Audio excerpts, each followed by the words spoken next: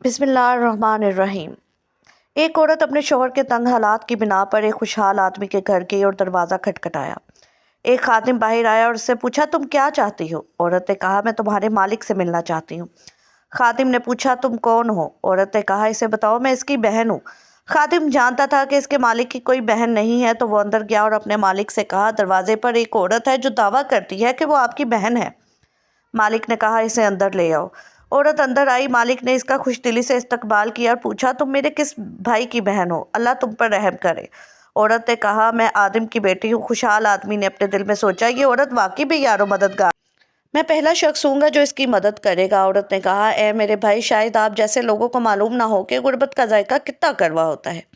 اسی غربت کی وجہ سے میں اپنے شوہر کے ساتھ طلاق کے دروازے پر کھڑی ہوں۔ کیا آپ کے پاس کچھ ہے جو آپ قیامت کے دن کے لیے دے سکیں؟ آپ کے پاس جو کچھ ہے وہ ختم ہو جائے گا، لیکن جو اللہ کے پاس ہے وہ باقی رہے گا۔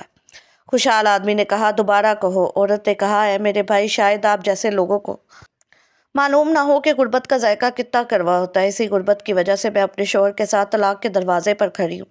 کیا آپ کے پاس کچھ ہے جو آپ کی قیامت کے دن کے لیے دے سکیں؟ آپ کے پاس جو کچھ ہے وہ ختم ہو جائے گا، لیکن جو اللہ کے پاس ہے وہ باقی رہے گا۔ خوشحال آدمی نے کہا، ایک مرتبہ اور کہو۔ عورت نے تیسری بار کہا۔ پھر خوشحال آدمی نے چوتھی بار کہا، دوبارہ کہو۔ عورت نے کہا، مجھے نہیں لگتا آپ نے مجھے سمجھا ہے، اور دوبارہ کہنا میرے لیے ذلت ہے۔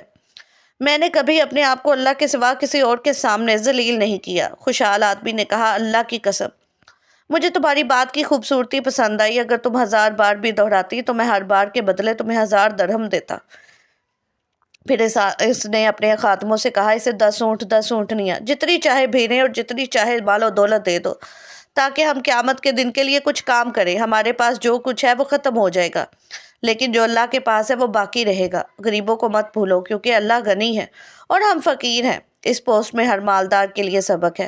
اللہ کے پاس اپنا مال جمع کروا لو۔ درود پاک پڑھ کر کمنٹ باکس میں سبحان اللہ لکھ دے۔